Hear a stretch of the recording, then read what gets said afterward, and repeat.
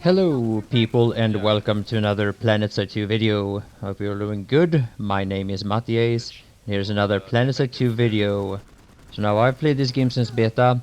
I started playing NC. I early on joined a consortium outfit on Miller, but for a variety of different reasons I have mostly been playing TR on Cobalt. I have always tried to play all factions, and I had my VS on Lithcorp, but that one server was actually merged with Cobalt, so I ended up having both my TR and VS on the same server, which was not my intention. So one of the things that has kept me going playing Planetside 2 and that's piqued my interest time and time again is that there's always been something to learn about the game. There's always been something interesting to figure out, something to get better at, and something to improve. And even if I've been flying in a lot of games the last couple of years, and I got quickly interested in flying in Planetside 2 as well, during beta and the first couple of months of the release of the game, I mainly just played infantry, and infantry is probably my main playstyle in general when it comes to games. But lately in Planetside 2 I've been mostly focusing on flying the ESFs.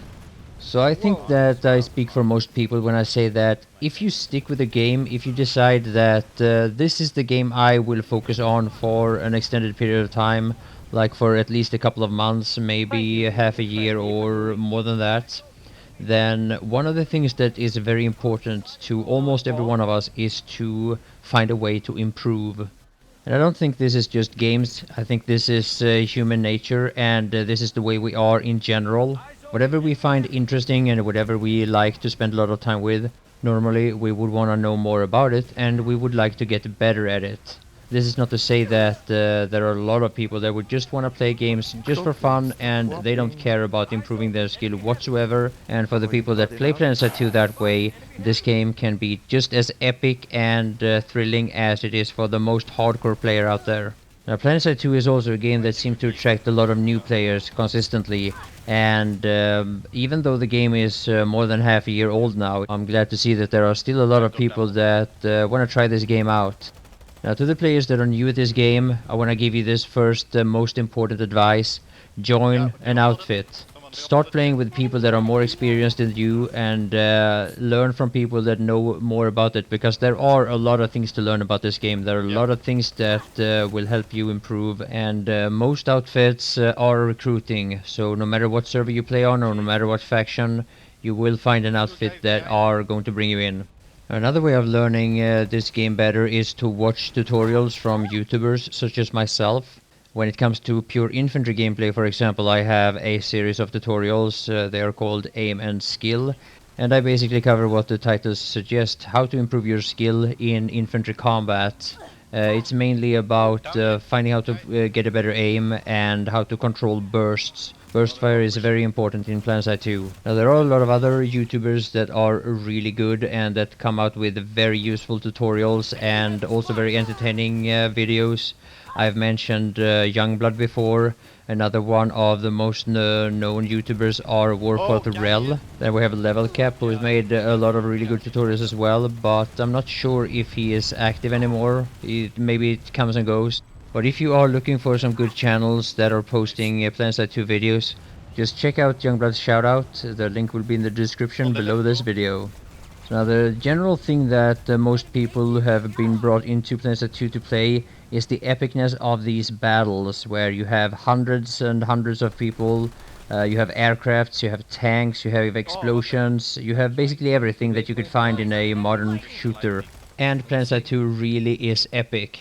When this game has its epic moments, there is nothing that can compete with it. Nothing comes even close to Planetside 2 in pure epicness.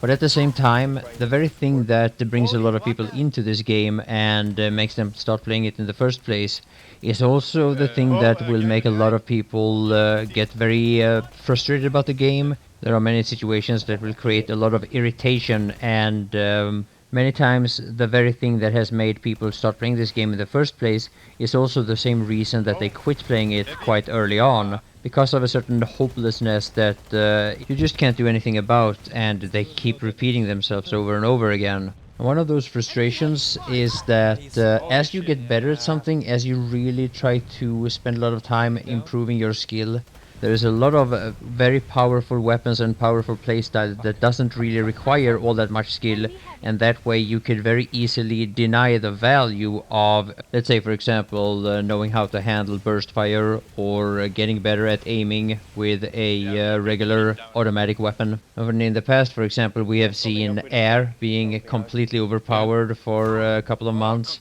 We've also seen the same problem with tanks. But as much as we all appreciate to get a lot of frags, it quickly gets boring if these frags come very unfair and very easy. And it's even worse to be at the receiving end of this, for example. Is it the Fury? Oh yeah, that's what it's called. Nice, yeah. Yeah, that's also a skill gun. Eyes on a hostile light assault trooper. Close. Enemy infiltrator spotted. Now, there are many things in this game that you can appreciate that isn't related to your success in terms of pure combat. Like, for example, the feeling of being a part of a whole, fulfilling a role in an outfit and helping out your team, being part of a team, and experiencing the value of functioning teamwork. Yeah, I got the other one. Let's get to the point, people. There's probably mines here. And heavy assault. Can you let me go first? Yeah. So I get all aggro. Yeah. Get up out on second floor. Good Figure all job. those mines. Safe, clear. Stay alert. Enemy engineer spotted. That's on me. Reload. Holy shit! He's lucky. Need someone. I need help What right the now, fuck? actually. No medic. Matti, you are a medic? Yeah, I'm coming. Need a medic here. Shit, I almost fucking killed the guy. Yeah. So now, before I started playing Planetside 2, the people that I played with was almost exclusively experienced esports players, or very competitive players at least. And as Battlefield 3 was released, we were all hoping that this game was going to be the next big esports game. Unfortunately, at least I could not have been more disappointed. I lost all hope for Battlefield 3 to be an esports game after about a few weeks, maybe a month. But most of my friends continued to play in that little scene that still existed. Some of them still play. One of those players who continue to play, his name is Unfixed. Unfixed joined Team Epsilon and has been part of winning DreamHack twice, I think, Thor Open and a lot of other cups. Me and Gunfound played with him in the ESL 6 vs 6 Night Cup back to vehicles in Bad Company 2. This was in 2011 and we were able to win this tournament. Now, another little Battlefield 3 noob that you may have seen a lot on my channel is Waffenar. I'm not really sure exactly everything he has done, but I know that he played for Team Germany in Nations Cup in Battlefield 3 and a lot of other stuff. And if you meet him, please don't tell him I call him noob, because he's so sensitive about that. Now, one of the things that was very interesting and very educational, I would say, when joining these outfits that I've been part of in Planetside 2 is all the big variety of people that I've had the big privilege of playing with and getting to know. How people that have such different background coming from all these different countries can join together and play together and have so much fun. That is one of the unique things about Planetside 2, because you need to be a lot of players to do certain things or achieve certain things in this game. It's also very interesting to get the point of view from other players and hear their opinions and their reactions in all these situations that you at least have some opinions about yourself. And what I've noticed a lot is that many times the reaction from people that have a very different background and a very different experience than myself, we react very similarly to a lot of different situations. One of those situations would be when you get killed over and over and over again by a weapon that is very easy to use and very, very powerful. Take for example the way rocket pods was in the early part of this game, where you could just shoot into groups of people, and even if you missed with several meters you would still get a lot of kills if there was just a lot of people in the vicinity. Now, being that I have been a free-to-play player for the biggest part of this game, I didn't get the rocket pods until the massive splash damage was nerfed.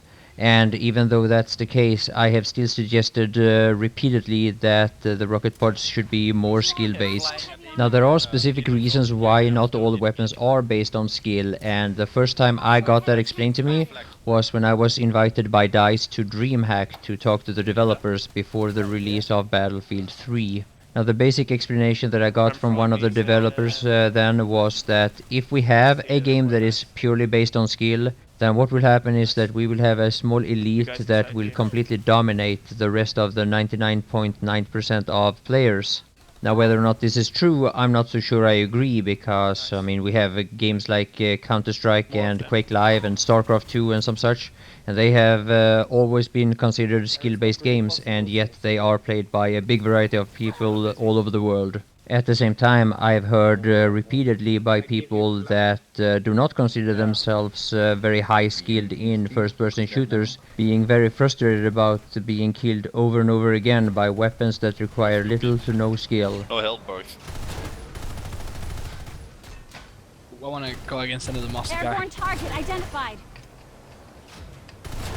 Hop behind you. Let me watch this. Okay.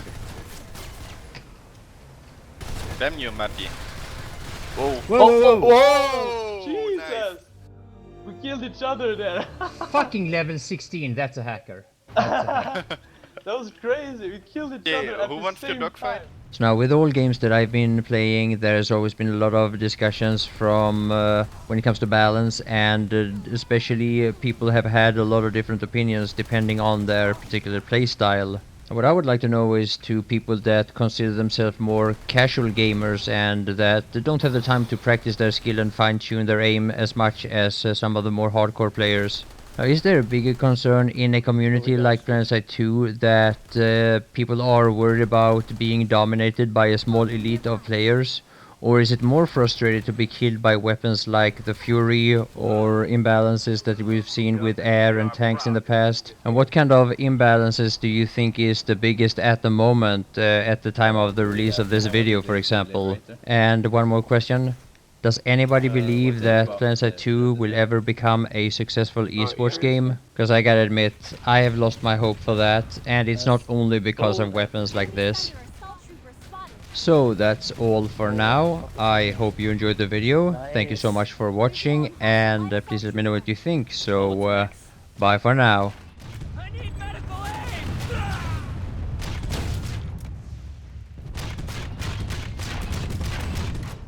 Nice. Oh, there he's coming around on the right side. Wait, there's a Somebody- guy there? He Wait. isn't. Yeah, it's a Max, I think, but he isn't shooting at us. No, there's a guy here. Oh, here. No, Stay alert. whoa! Enemy heavy nearby. He's still alive? Let's go.